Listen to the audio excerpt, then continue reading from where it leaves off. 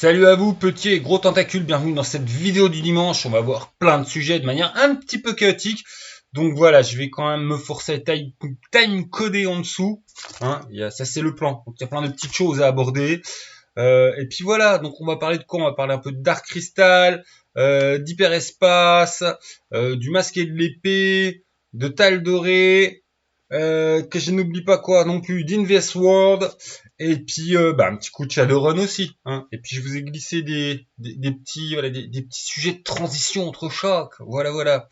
Donc c'est parti, on commence avec Dark Crystal. T'as c'est chez BBE, c'est seulement à 40 boules au prix de 2 boîtes vides. Et là, non, sérieux, ils ont fait un effort. J'aime bien les chambrer hein, sur leur prix régulièrement de temps en temps. Et ben là, en fait, c'est un peu tout l'inverse. Hein. Le truc, ça, c'est reliefé. Enfin, t'as l'impression que c'est un collector. Il a trop de la gueule.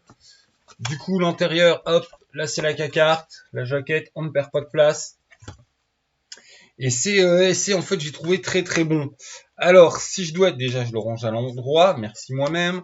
Si je dois être très très franc, dans tous mes potes, il y en a un qui a pas aimé parce qu'il s'attendait en fait à avoir un jeu un peu plus classique au sens des règles, un univers décrit et puis à la rigueur une petite histoire d'intro.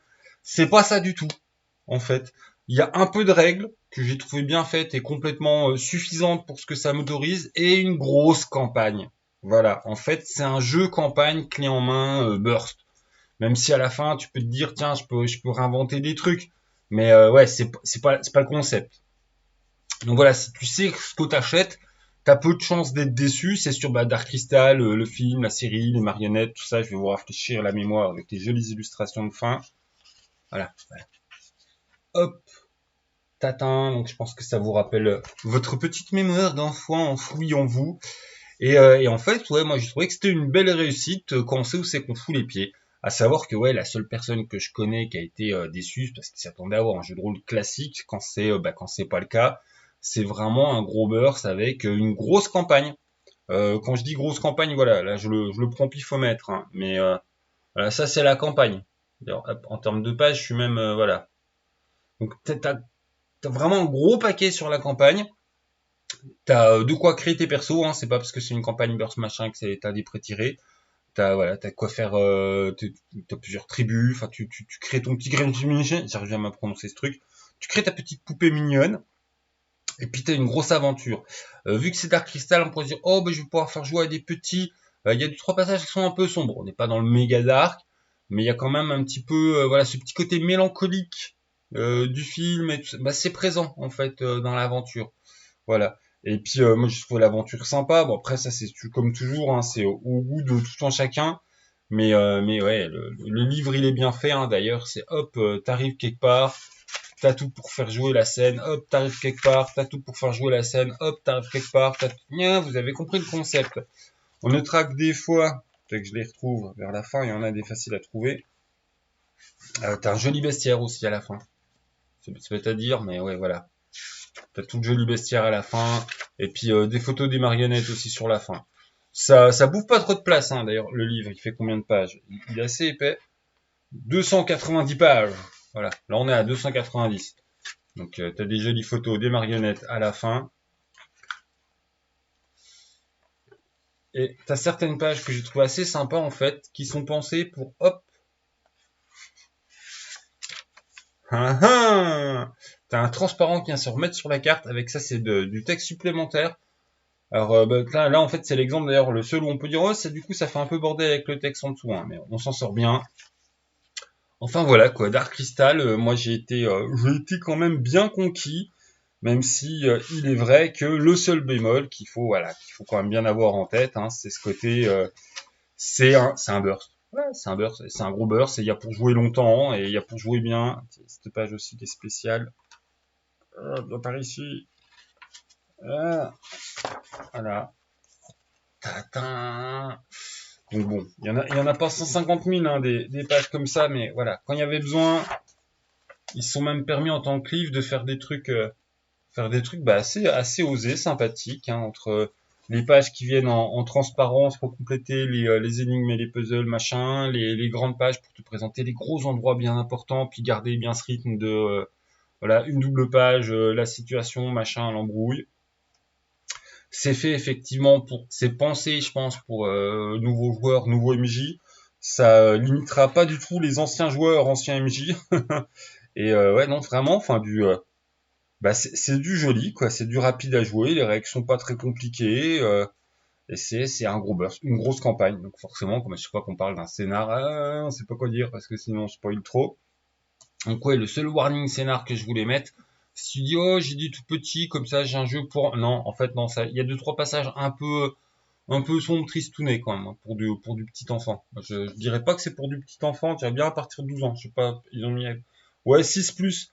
Ouais 6 plus les gosses. Tiens, je suis pas d'accord avec BBE. 6 plus, il y a deux trois passages qui risquent de traumatiser tes gosses hein. Voilà, il y a quand même de l'enterrement, il y a quand même des trucs un peu d'Harkounet, il y a tout ce côté qui teinte entièrement l'histoire de. Là, c'est mélancolique, il y a un petit côté sombre, donc pas d'accord avec BB sur le 6+. Les thématiques sont un peu sombres quand même, un peu tristounettes pour des tout petits. À la rigueur, ouais, un gamin 8 ans, mature, accompagné par Popo Maman, ça peut permettre d'aborder du coup certaines questions. Mais ouais, en tout cas, personnellement, j'ai trouvé que c'était du très beau, c'était du très bon. Voilà. Pour le prix de 2 boîtes vides BBE, t'as un jeu BBE qui est bien. Voilà. Il est épais, il est bien. Enfin, on va pas épiloguer 40 millions. Je vais mettre la pause pour boire mon café et récupérer ma vapote.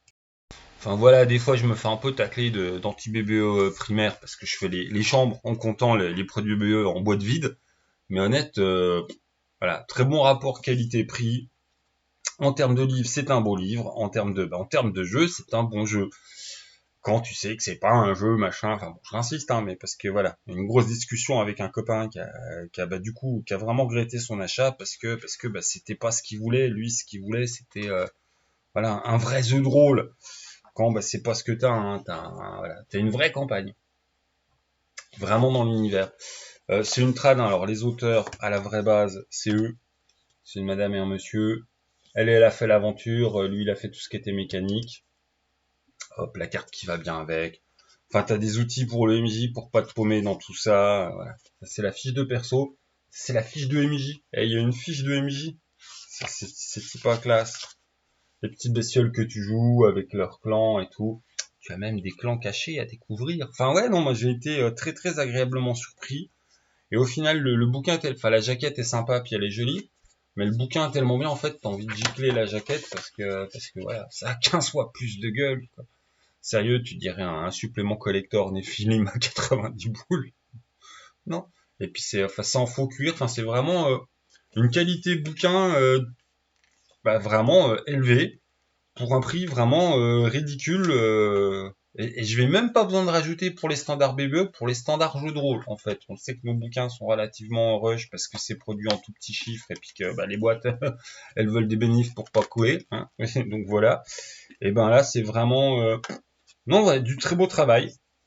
Très surpris. J'ai rien à médire en termes de jeu, de tout ce que tu veux. C'est mon seul gros bémol, c'est ne crois pas que t'achètes un jeu de rôle, t'achètes un burst. T'achètes un immense gros burst que tu vas mettre des plombes à jouer. Parce que oui, c'est quand même c'est pour jouer campagne. Hein. Tu le joues pas en un soir, tu le joues pas en 2 soirs. Voilà, tu vas mettre du temps avec plein de situations. Enfin, des fois, une simple double page, hein, tu t'en as pour 3 4 heures. Enfin, tout dépend aussi comment vous jouez. Hein. Si c'est un truc en compte que voilà, vous dites 2 mots puis que vous barrez, ça peut être plus court. Mais bon, ça dépend des situations. Du très très bon que ils mettent. Putain, achète-toi des lunettes. 30 minutes, ouais, c'est ça. Tu peux jouer rapide, 30 minutes. Les petites rencontres. Enfin bon, c'est du long, c'est de la vraie campagne. Enfin, moi, j'ai vraiment trouvé que c'était une belle surprise. Donc, je vais arrêter de passer 10 minutes à vous dire que le bouquin, il est bien. Vous avez vu. Sinon, voilà, transition. J'ai vu The Flash. Le dernier d'ici, machin, grand écran, pas au cinéma. Et puis du coup, oui, il est pas mal à la fin du film parce qu'effectivement, le film il aurait pu s'appeler on trouve une excuse pour changer les acteurs comme on veut. Et il y a une déception en fait rapport à ce film, c'est que bah, vous allez découvrir pour une fois une super girl qui pète. Enfin, voilà, on n'est pas sur Super Barbie, on est vraiment sur voilà, déjà elle a un costume qui est pas ridicule en jupette rouge et bottines dégueu. Elle a voilà, un vrai costume de Supergirl qui pète. Elle a un vrai caractère de Supergirl que voilà, c'est Supergirl qui a pas eu la vie heureuse, donc du coup elle a un petit côté pas dark, mais quand même un petit peu plus sombre. Et puis ouais, non, mais ça fait plaisir de voir une Supergirl brune. Enfin voilà. Donc The Flash, pas grand chose à en dire à part que oui, il y a des boum boum partout et des petits moments de voilà de blagues rigolotes. Que tu vois venir le twist final à des heures en avance. Et que la Supergirl, ben, t'espères la revoir dans un autre film avec timeline, machin, différents trucs, parce qu'elle pète, hein. Putain, pour une fois, ils ont introduit une Supergirl que t'as envie de voir ses aventures. C'est pas super pouf. C'est Supergirl qu'en jette. Voilà. Hop. Fin de la transition. Alors, on attaque quoi après? Respecte ton plan. Alors, maintenant, on va voir Hyperespace. Qu'est-ce que c'est Hyperespace D6? C'est un petit truc de 32 pages. C'était trad par Finrod. Je sais plus quel ricain a fait ça. J'ai toujours pas compris comment c'était disponible pour le grand public, hein. Moi, je l'ai reçu en petite pièce jointe. Finrod, c'est une des personnes, hein, qui est derrière l'Arkenstone. Voilà, le petit fanzine bien sympa. Alors surtout, qu'est-ce que c'est Hyperespace D6? Et ben en fait, c'est le vieux système Star Wars qu'on te refait tout bien, tout beau, tout propre, tout à jour. Et voilà, tu joues Star Wars en le condensé des règles en 32 pages. Genre la Force, c'est une page. Et en plus, enfin, c'est clair, c'est limpide, c'est voilà, t'as pas 25 millions de pouvoirs, t'as un truc simple avec les trois les trois compétences de la force qui te sont expliquées. C'est ce bon vieux Star Wars D6 boîte 2D. Donc je sais pas comment il est dispo. Bon, je pense pas qu'ils ont fait tout ce boulot pour qu'il soit pas dispo. Il sera peut-être dispo sur leur site rollis.net. Enfin, j'en sais rien. Rollis.net, si vous connaissez pas, c'est sympathique. Il y a un site où il y a plein de ressources. Voilà, du jeu de rôle gratuit, du scénar en veux-tu, en voilà, de la campagne. Enfin voilà. Hop, donc au passage, rollis.net, vous pouvez aller faire un saut. Et puis Hyperespace, ben je vais pas vous expliquer les règles du vieux Star Wars. T'as des brouettes de D6, t'as des compétences, tu jettes, voilà.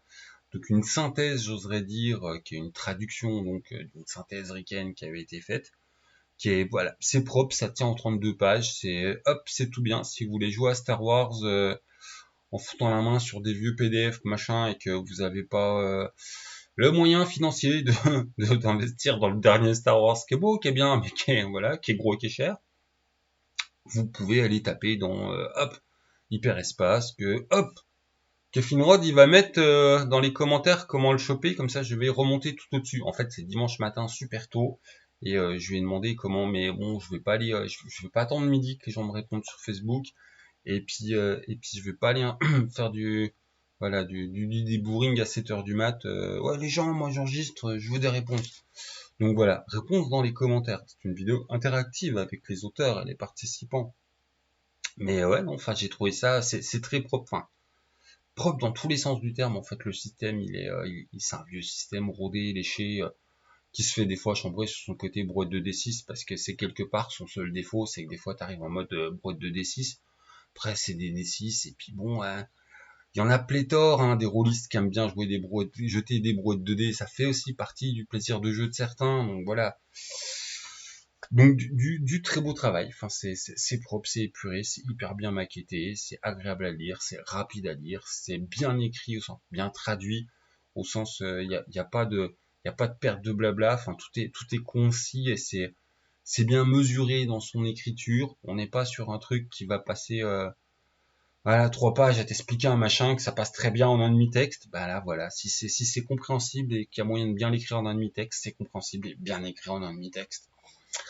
Donc ça a un petit peu pour lui quand même l'avantage de la synthèse, ce qui est pas mal quand on n'a pas le temps de se taper des bouquins de 300 pages pour Walou.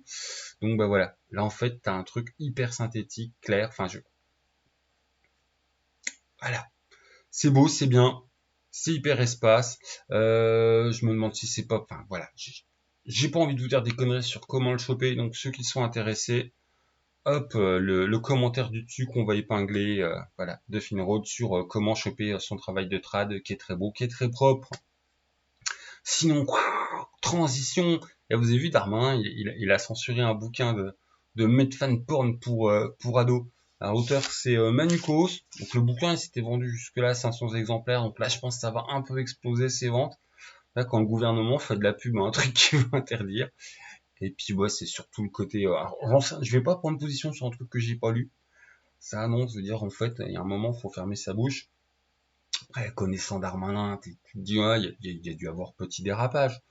Mais voilà, c'était un bouquin qui tout simplement, c'est de la sensibilisation sur la sexualité, l'ouverture à la sexualité. Enfin, alors, il y a des textes de loin en France qui mettent du coup grosse censure possible, machin. À une époque où tu sais très bien que les gamins de 12-13 ans, ils vont naviguer pour trouver des vrais sites qui devraient être complètement pas accessibles à des gamins. Est-ce qu'une démarche d'une collection littéraire qui justement essaye d'être un truc éducatif à la sexualité, ça mérite de se faire taper dessus? Ah, je sais pas. En tout cas, ils ont donné un sacré coup de pub voilà, au bouquin.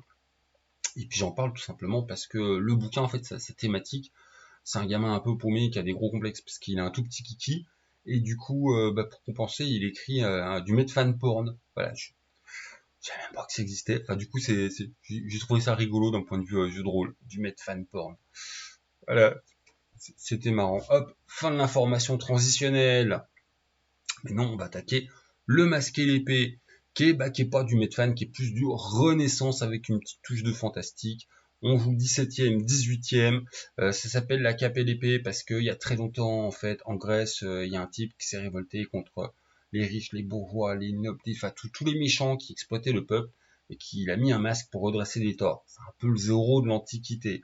Spoiler, ça s'est pas bien passé pour lui, hein. Il s'est fait zigouiller, mais du coup la tradition a été reprise et en fait voilà, vous allez pouvoir jouer de ces groupes de gens qui se masquent pour aller rétablir les torts et protéger les faibles des puissants. Bon, forcément, il y a un groupe qui s'est fait en face pour vous, voilà, pour bien vous calmer. Donc ça traverse l'histoire et vous, on vous propose de le jouer sur la tranche 17e, 18e. Donc c'est un travail complètement voilà d'amateur et de passionné. C'est de François Vanille et je sais plus le nom de son co-auteur. Désolé pour le co-auteur. Et puis voilà. Alors j'en ai discuté avec l'auteur. Je lui dis ouais, il y a quand même un côté bien vintage 80 amateur. Donc en fait c'est un jeu rétro vintage 80. C'est-à-dire la mise en page, c'est voilà, c'est pas de la mise en page moderne du genre comme justement un Hyperespace. Je vous disais ouais, c'est un truc hyper propre, beau sur tous les standards. Là, on est sur un truc vraiment amateur 80-90. Ça a été fait sous Word, donc des fois t'as des trous dans la phrase, t'as en double colonne. Les illustrations, c'est principalement fait des tableaux d'époque qui ont été repris. C'est sur 248 pages. Boum. Il y a un gros système de règles mécaniques avec des dés. Tu peux même utiliser le tarot. Donc voilà, une mécanique vraiment trop à l'ancienne pour moi, mais l'air de rien, enfin c'est une mécanique, voilà. C'est du rétro vintage, c'est pas de l'OSR, parce que OSR tu connais tout de suite DD, mais quelque part c'est ouais, c'est du rétro vintage JDR. Voilà, donc je sais plus le prix, ils ont, de toute façon ils ont cherché à rendre le truc abordable, mais c'est en impression à la demande sur Amazon, donc ouais, ça revient quand même un petit peu, bah voilà, enfin c'est prix Amazon, je crois que c'est dans les 25-30 boules. Et t'as ton bouquin de base. C'est qu'en ce moment, ils bossent en fait parce que c'est un vieux jeu, c'est un jeu qui vient justement des années 90, que les auteurs ils ont pas voulu laisser mourir dans les armoires, qu'ils ont ressorti, qu'ils ont un peu bidouillé. Et bah ouais, ils portent complètement le côté amateur de l'époque, c'est assumé. Et puis voilà, donc si vous savez, enfin, ouais, si vous attendez à avoir un jeu avec tous les standards de présentation, de pagination, d'organisation, voilà, le côté esthétique d'un jeu moderne, bon, Boulier, c'est pas pour vous. Si vous voulez tout le côté des règles très légères des jeux modernes, hein, c'est pas pour vous. Par contre, oui, si vous êtes intéressé un peu par l'archéoludisme ou par voilà, si vous êtes un vieux qui fait partie du ouais, c'était mieux avant, bah là t'as un jeu d'avant. Ah là t'as un vrai jeu d'avant. Ça m'a fait repenser, vous savez, le vieux magazine Roll Mag, là, qui était grand format avec justement une pagination sur 2 colonnes. Ça sentait bien le truc fait sous Word aussi. Là, non, mais ça dégage de ça.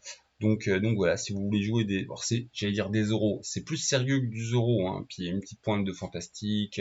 Vous allez avoir accès il y a du sortilège et du, mais enfin voilà, moi j'ai trouvé le fond du jeu et son propos assez sympa, même si effectivement la forme, bon, il faut clairement le signaler, puis ça fait partie de toute façon de l'histoire du jeu et de sa patte. Voilà, donc c'est pas un truc qui a été, on prend un vieux truc puis on vous le reformalise en moderne en se payant voilà, quelqu'un qui sait faire du traitement de texte. C'est on assume ce qu'il était à l'époque, hein, voilà, et on leur travaille un peu, mais on le sort quelque part tel quel.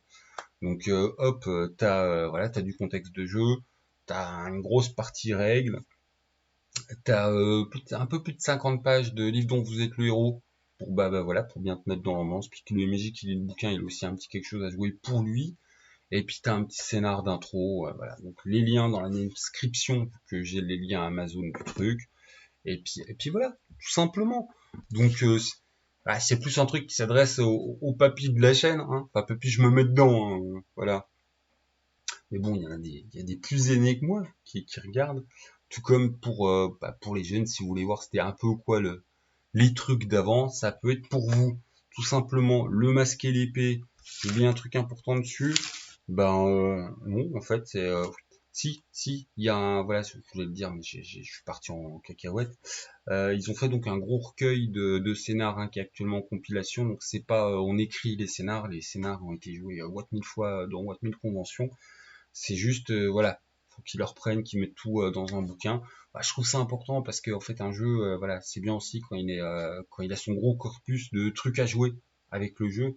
Et en fait, il y a un gros corpus de trucs à jouer avec le jeu, voilà, qui arrive. Donc bon, c'est pas un truc de pub, hein, j'ai 0 part sur le machin, j'ai pas de SP. Voilà, j'ai eu accès au PDF, oulala. Et puis voilà. Donc si vous aimez les archéo-jeux, les rétro-jeux, et que ouais, vous êtes intéressé par un truc qui a du goût d'avant, c'est pour vous. Tout simplement. C'est prévu quoi comme transition? Petite transition chauvinisme. Les studios A4 sont encore nominés pour les Annie Awards, le truc international. Fête Forge, Vermine, tout ça, tout ça. Donc si ça vous intéresse, c'est facile, hein, sur leur blog, je mettrai le lien en dessous, hein, mais sur leur blog de leur page, en fait, il y a un truc pour aller voter pour eux. Il y a des liens plus directs, mais je suis allé voter avec des liens directs que j'arrive pas à retrouver. J'avais ça dans mes boîtes mail. En plus, je pense que c'était de l'autoconnexion. Enfin, hop, j'ai été reconnu tout de suite. Donc vous pouvez pas, voilà, on va pas voter 2 fois en mon nom, hein. Mais voilà, si vous voulez faire un petit coup au chauvin à soutenir les studios français à l'international, c'est possible, c'est en ce moment. Et puis voilà. Moi, je suis allé voter. Pour en rester sur Agathe, en fait, hop, c'était la transition.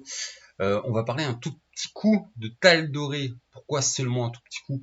Parce qu'en fait, j'ai reçu les PDF vendredi, donc j'ai juste un petit peu le temps de survoler. J'avoue qu'à la base, je me disais, bon, voilà, un énième truc de Medfan. Et puis bon, en fait, c'est un petit côté fraîche sympathique.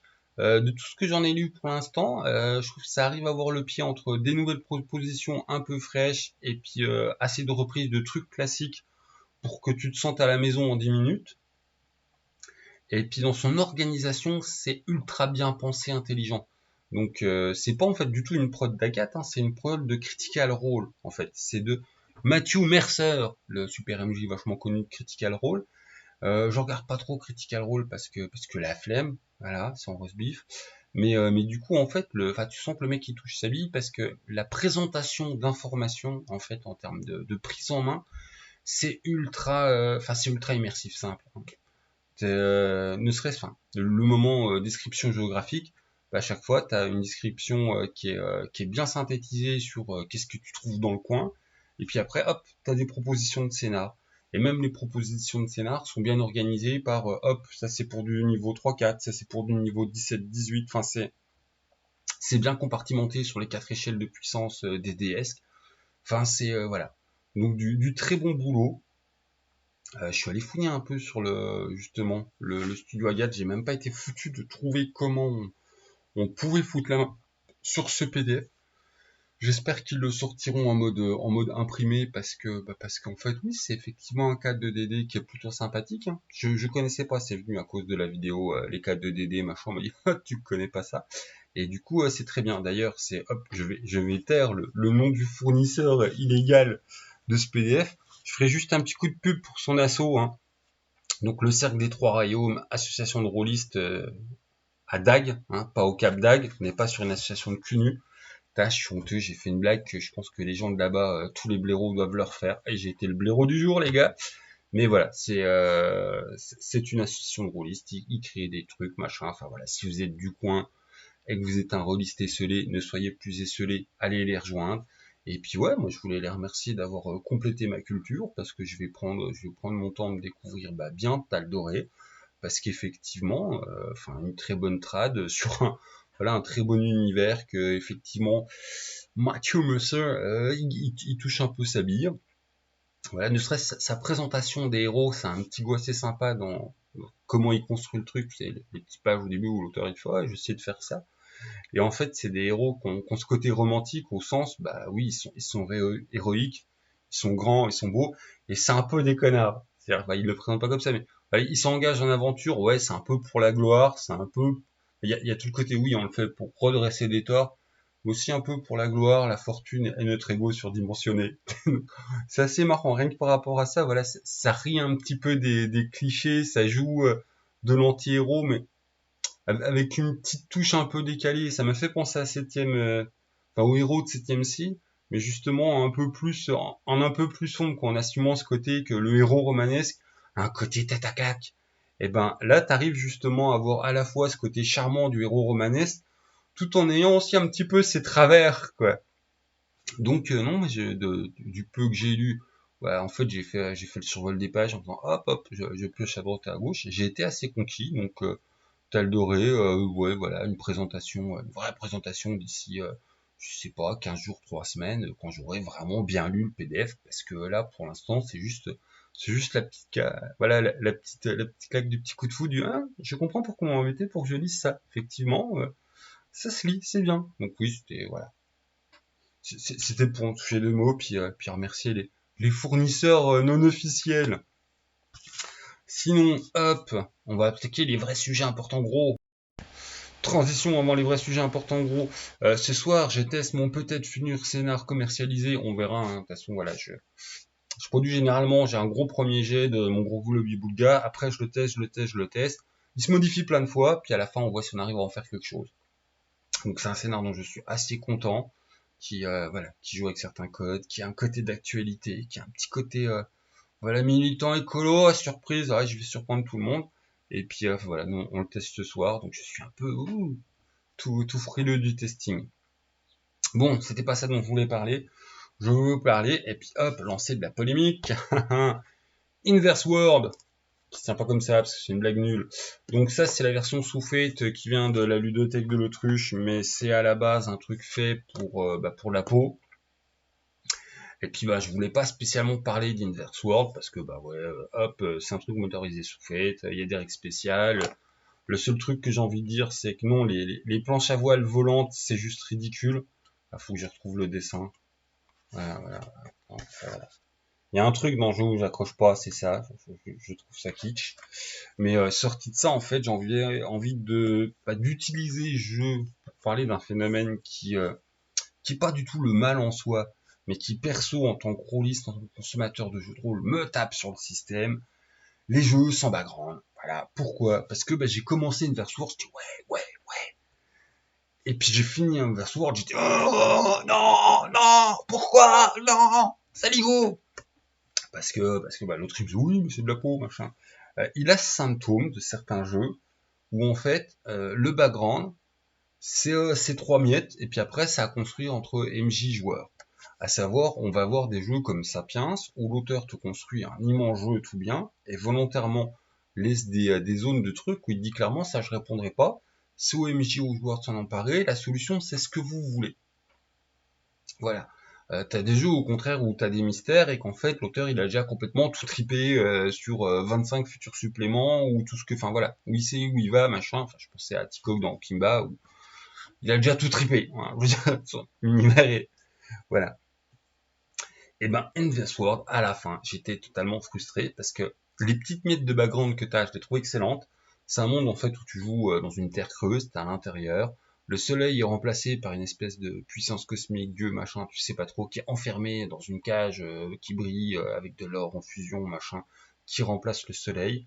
T'as des gouttes d'eau qui vont et viennent et qui en plus ont un petit côté mystique, elles peuvent communiquer des trucs. En fait, les gouttes d'eau, le dieu, il essaye de poser des questions, de se renseigner sur l'extérieur, mais c'est tellement vieux que en fait plus personne comprend sa langue, et t'as même certains archétypes de persos qui peuvent détourner le va-et-vient des gouttes d'eau pour les utiliser à leur magie à eux. Donc voilà.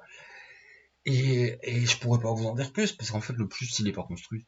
Voilà, t'as deux trois petits trucs, mais puis les archétypes te posent deux trois petits trucs, mais là où je suis extrêmement frustré, c'est j'ai pas envie de taper plus que ça sur Inversword, parce que c'est pas le seul jeu de rôle qui est dans qui est dans ce symptôme.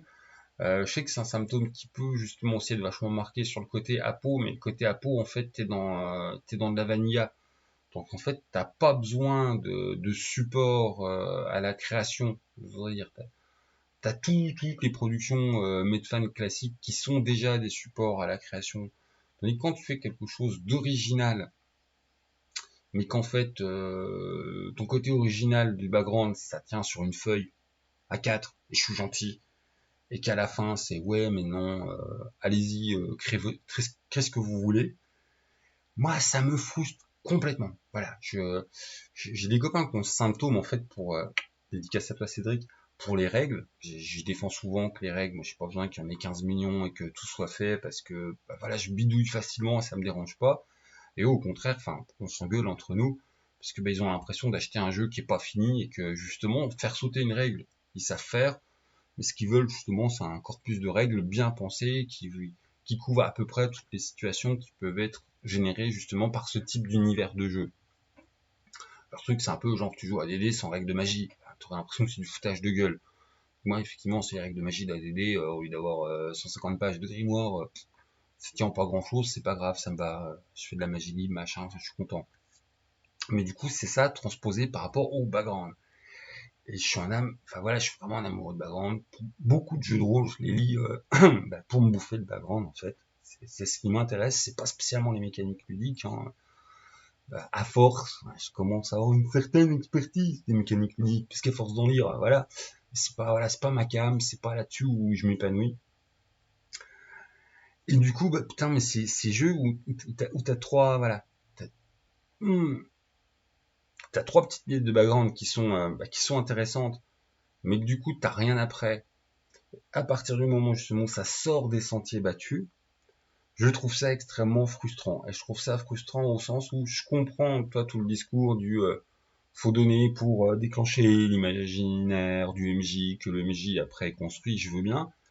Mais je pense qu'il faut quand même donner plus que dans ce type de jeu où à la fin, c'est ça quoi. Mon problème, c'est qu'à la fin, si je résume le background qu'on m'a donné, ça tient sur une feuille A4. Et après, c'est le délire du vas-y, tu crées. Alors attention, je dis pas du tout que c'est mal, parce que ça justement, ça va enthousiasmer certains rôlistes. Je dis vraiment clairement que c'est pas ma cam. Voilà, donc je suis pas du tout à dire Inversword c'est nul. Non, Inversword, dans son trip de te proposer des raids Fate qui prend le jeu qui était pour Apo, que maintenant c'est pour voilà que c'est fait, avec t'as les classes de perso, t'as les monts monstres, t'as les pistes de background, ils appellent ça des rumeurs. Donc t'as le gros truc du background qui t'est donné, puis après c'est ouais, à toi de voir. Voilà. Donc là par exemple, t'as, hop, le truc sur la croûte terrestre, hop, les rumeurs sur la croûte terrestre. Et en fait, rumeur, c'est choisis ta vérité puis développe-la. Et perso, ça me va pas du tout. Vraiment, ça me frustre, mais à un point, enfin, vous imaginez pas. Quoi. Je trouve ça, mais je dis pas que c'est, hein, mais je le ressens comme du foutage de gueule. Je dis pas du tout que ça en est, puisque justement ça va parler à certains types de MJ et certains types de joueurs. Mais alors moi, je le ressens vraiment comme voilà, que c'est comme si t'arrivais avec un immense plat de gâteau au chocolat, t'as trois miettes qui se battent en duel, et puis on a mangé le gâteau, tiens, t'as laissé trois miettes. Ben vous foutez de ma gueule. Il est où le gâteau au chocolat? J'en ai rien à carrer des trois miettes. Je veux le gâteau au chocolat. Voilà. Et ça m'est pas fait ça avec une telle intensité depuis longtemps, parce que justement, je trouve le background d'Inversword dans les 3 mètres qui me sont donnés, je trouve ça vachement goûtu. Ça m'a donné envie de ma part de gâteau au chocolat. Et je l'avais pas. Et ça fait longtemps que j'avais pas eu un jeu, justement, qui était venu titiller ce côté-là de ma frustration. Et je trouve le truc vraiment, ouais, je sais pas, peut-être qu'il existe hein, dans la version Riken, vu que c'est une trad chez 500 nuances de geek, plus de trucs complémentaires pour avoir vraiment de la profondeur sur le background et puis le jeu.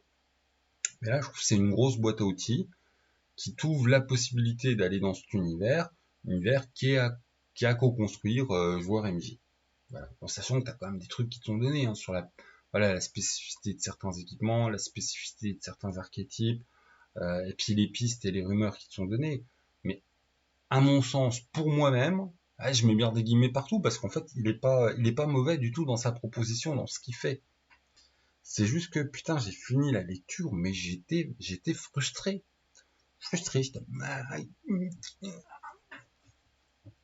voilà. Mais alors que c'est pas le mal en soi, mais ça s'adresse vraiment à ces gens qui aiment compléter le background tout seul. J'en fais pas partie. Hein. Voilà, compléter un petit trou du background. Rien que Quentin, auteur de Sapiens, je lui dis ouais mais quand même, ça aurait été bien d'avoir les secrets machin.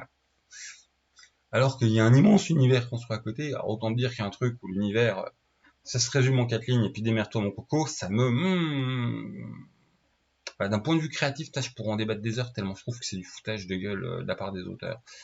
Et je trouve le mot important dedans. Je ne dis pas c'est du foutage, je comprends que certains, enfin ça vous parle. Juste que moi ça me parle pas, ça m'horripile. Voilà.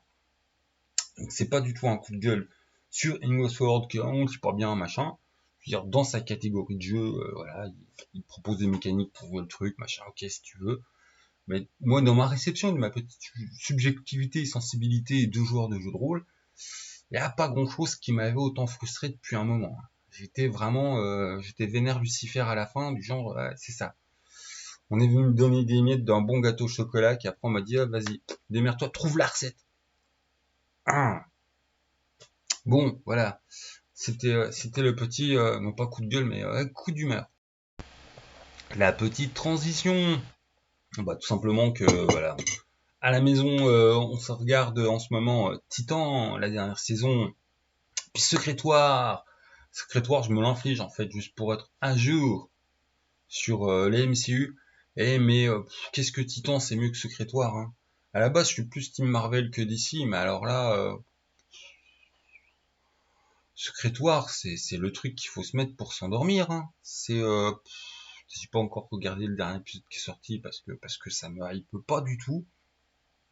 Alors que Titan, je dois admettre que Titan, voilà, il y a de l'enjeu, il y a des défauts de la série. Hein. J'irai pas dire oh là là, c'est absolument génial. Non, il y a des défauts, il y a certains moments, tu vois.